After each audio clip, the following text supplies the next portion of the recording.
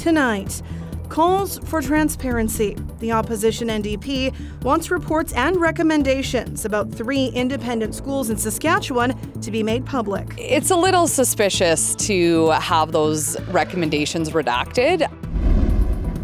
Also, a letter from a city councillor to the province about the Emergency Wellness Centre in Saskatoon's Fairhaven neighbourhood has created some controversy. You could read my love. Plus, remembering Gordon Lightfoot. After 6 decades of songs, his death at 84 leads to an outpouring of tributes. This is CBC Saskatchewan News.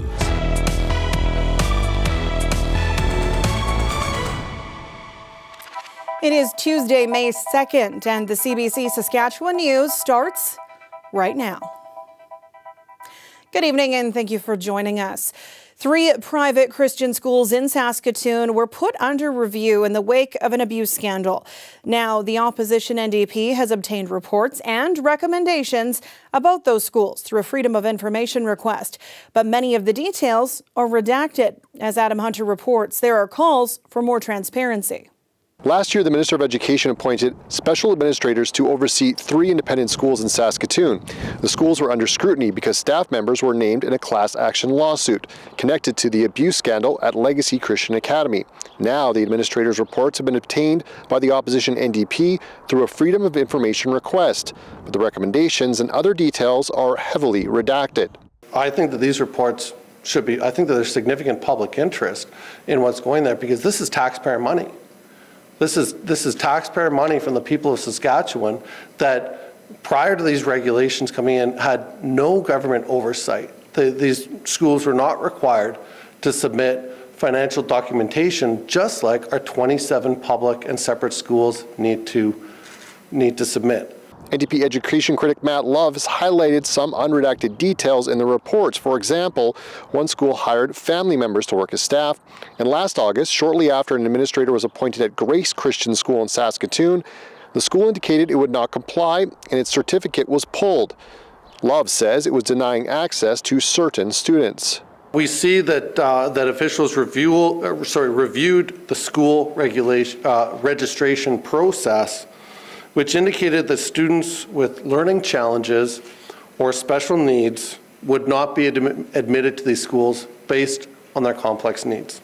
There are, I think certain limitations in terms of what these schools can provide to students, and so they have to look to see whether or not they can, within that 50% funding, and whatever they decide to charge over and above that in terms of tuition, whether or not they can accommodate every student and whether or not students may be better equipped in the public system. Duncan says the Ministry of Education and Legal Department worked together on what would be redacted. And he says the government has acted on the recommendations of administrators by introducing new regulations in March that increased scrutiny on the schools and also ensured that teachers would be licensed. They also cleaned up the financial reporting, for example, separating the school budget from the church budget. Adam Hunter, CBC News, Regina. These recommendations come after dozens of former students filed criminal complaints about alleged abuse at Legacy Christian Academy. One of those students is Caitlin Erickson. She's also disappointed to see so much of the reports blacked out. They're, not providing that information and not being transparent after everything that's gone on just really speaks to either a hidden agenda or trying to cover things up. And people shouldn't need, they shouldn't have needed to pay for freedom of information to get that information. The administrative reports should be made public and unredacted ones public. On the Ministry of Ed side, I don't think they are doing enough. I think that they've known about the same issues for over a decade now, and seeing the same problems pop up over and over speaks to either incompetence or willful ignorance, one or the other. So it is frustrating to see, the same things. I don't, it's really hard, I think, at this point, after seeing the administrative reports, for the Minister of Education to try and rationalize or explain away his lack of moving forward on putting some really strong restrictions in on these schools. And if they can't abide by them, they need to be closed. A 3-page letter from a Saskatoon city councillor to the province is making waves today. The letter concerns the Saskatoon Tribal Council's emergency shelter in the Fairhaven neighbourhood. To say it rubbed the tribal chief the wrong way is an understatement. Dan Zakreski brings us the story.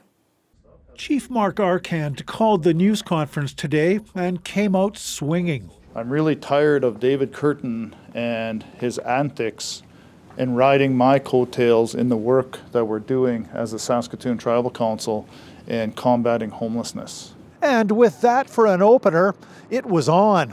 The head of the Saskatoon Tribal Council repeatedly called out City Councillor David Curtin by name, taking apart his letter to the province point by point. Now, Curtin wants the province and the city to review an emergency wellness centre that opened in his ward to help shelter the homeless. In the letter to the province, Curtin said it would be useful to conduct a review to identify what we as a community have learned so far. He wants the province to pay for other places in the city to help people with addictions and mental health issues. And he wants the government to reinstate its original program that paid rent directly to landlords. Arcand called on the city to invest in the centre. The city of Saskatoon has to step up. David Curtin, you're a city councillor. Make a motion of $1.5 million to the city council and start investing in homelessness. Chief Arcand kept circling back to Curtin's call for a review of the centre. He says that it's already reviewed weekly during operations meetings, and it gets tweaked as they move along. But Curtin says Arcand is missing a big piece of the picture. What happens to people who are kicked out of the centre when they're disruptive and then go into the surrounding community? I need to see him step outside that fence just once to take a look at what's going on in the neighbourhood. Curtin disputed Arcand's suggestion that the city isn't invested in the wellness centre. Curtin supports the idea of the city investing money in its operations. City has no skin in the game. Yes. Yeah. I have absolutely no problem. I'm going to be, as a matter of fact, I've heard that and I've been talking already within City Hall about that. I really believe that there's room for us to be able to do that. Curtin said the big concern with kicking in money is that it could lead to the province offloading costs. And he says that's something the city cannot afford. Dan Zakreski, CBC News, Saskatoon. Saskatoon's Wanuskewin Heritage Park got a big boost from the Mosaic Company today in its quest to become Saskatchewan's first UNESCO World Heritage Site.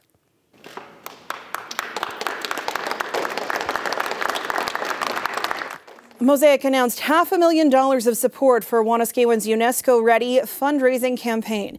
Dignitaries and officials were in Regina at the Mamaweatitan Centre for the announcement.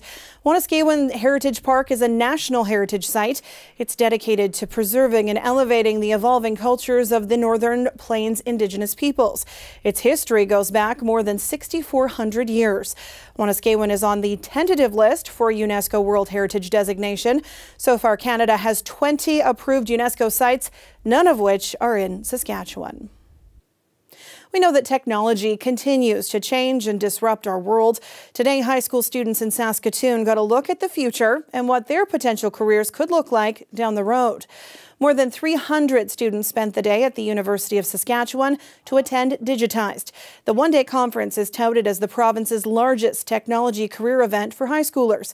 Precision AI senior software engineer John Lovering was the keynote speaker. The U of S grad made his pitch to students about why the future of tech is right here in Saskatchewan. For the next generation of tech founders, tech companies, and this generation to build some really interesting companies staying in the province, and the path I took, you know, it will still remain open and people will still take it, but I think that there's an opportunity for this generation to have just as much interesting and exposure to these hard technical problems staying right here in Saskatchewan. Lovering says because so many students have grown up in a tech world with social media, he was able to speak to them at a higher level. Today's presentations and workshops included coding, cybersecurity, artificial intelligence, social media, and game development. Wildfire season has begun in Saskatchewan, and today the province's public safety agency unveiled its latest weapon in fire suppression. The province spent $37 million on this new water bomber. It's a CL-215T air tanker and replaces an obsolete version of the plane. The water bomber can reach speeds of 329 kilometers per hour, and it scoop 1,200 gallons of water from an open water source, such as a lake, in about 10 seconds. The agency says it will be useful to tackle wildfires in the north or grass fires in the south now that the snow has melted.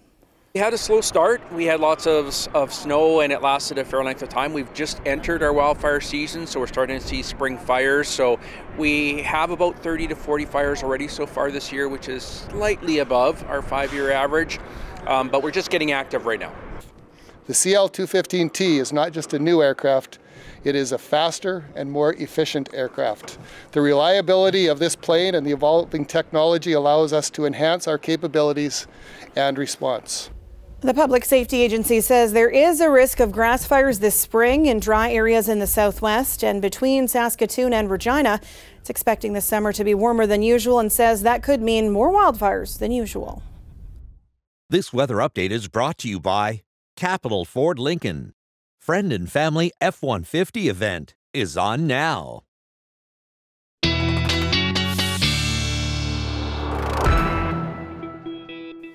And our weather specialist Ethan Williams joins me now. A beautiful day today. More of that on the horizon, but it is already a lot warmer than normal. Yeah, a lot of places 10 degrees warmer than normal in some spots. And you heard the SPSA there talking about wildfires, and we are seeing those in the province. I showed you the map yesterday, and I'll show you it again right now. And we'll take a look at where some of those wildfires are in the province. And as you can see, 4 of them. We had 2 out of control yesterday. None of these are posing a direct threat to any communities at this point, but just to the southwest of Buffalo Narrows and in the lower Fishing Lake area, east of Hudson Bay and east of Kenora, we are seeing a few of those pop up right now. We are above the average by about 20 fires for where we usually are this time of year based on the 5-year average.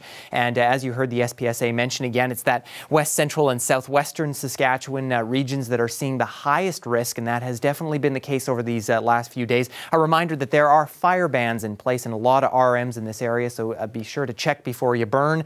But a lot of the province still under a high risk. A little bit of rainfall overnight has dropped it down to moderate in some eastern sections of the north, but nonetheless still very dry. Where it has been not as dry and has been a lot colder was in the month of April. And we got stats today from Environment and Climate Change Canada to show it. This is how far temperatures deviated from normal through the month. And again, Regina, Weyburn, Estevan, again in that corridor, there's a greater than 4-degree difference below normal. Really, that was the case throughout south and central to a varying degree, but the north was actually where we saw pretty moderate temperatures through the month of April. The Churchill region bang on average, and in the far north you're actually about a degree or 2 above.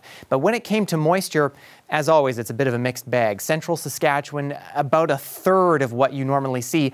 But that storm that moved through southern Saskatchewan on April 18th to 20th really replenished a lot of the moisture that we had been missing. We don't have data for Weyburn, which saw over 2 feet of snow, but Moose Jaw, Estevan, well over 100% of your normal moisture in the month of April. But we are not seeing a lot of moisture, and we are seeing much warmer temperatures right now, especially again in west central and southwestern regions. Pretty much all of us in south and central at the 6 o'clock hour above the 20-degree mark still, and that again in that Leader Maple Creek area was where we saw our warm spots today, getting up around 27 degrees. Now, not much to talk about on our systems map. Once a little bit of cloud cover exits the Churchill region tonight, we see another weak area of high pressure moving in, and that means as we get into tomorrow, pretty much a uniform forecast for the province. Sunshine from border to border to border to border, and we are looking at temperatures pretty warm in south and central into the mid, even upper 20s, and right around 20 degrees in the north. All regions well above normal for this time of year. And the same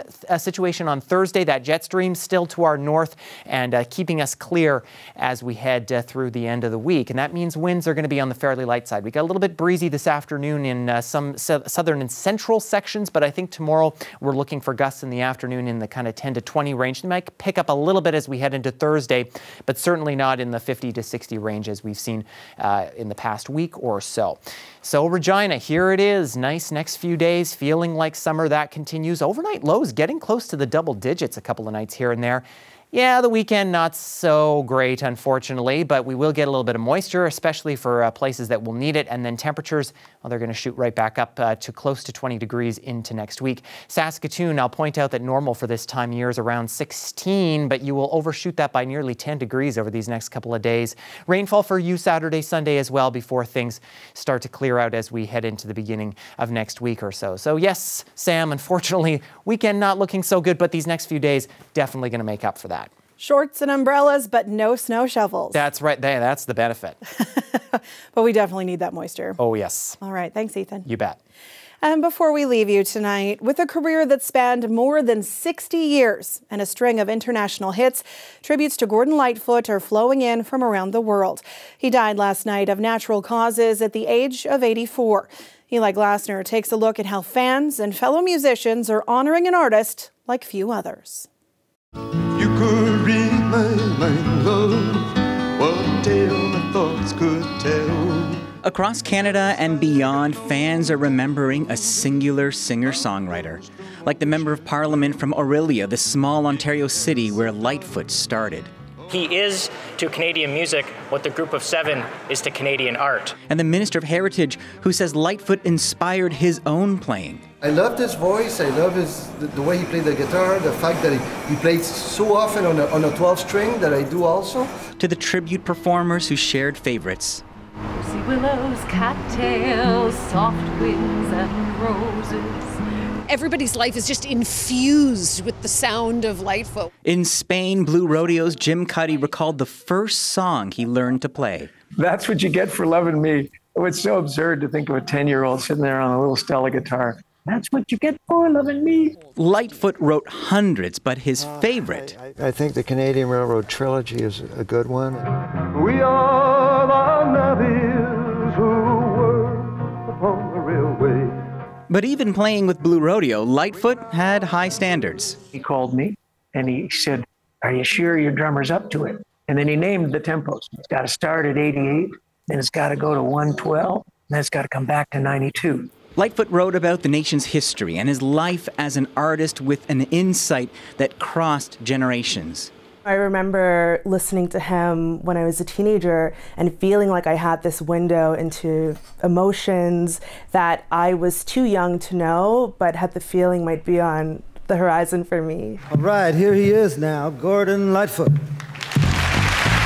Lightfoot's friend Bob Dylan, who introduced him into the Canadian Music Hall of Fame, once said Lightfoot had the perfect catalog. Yeah, it's one of those things where you don't realize how hard it is until you try to sing one. And I don't know if I should try.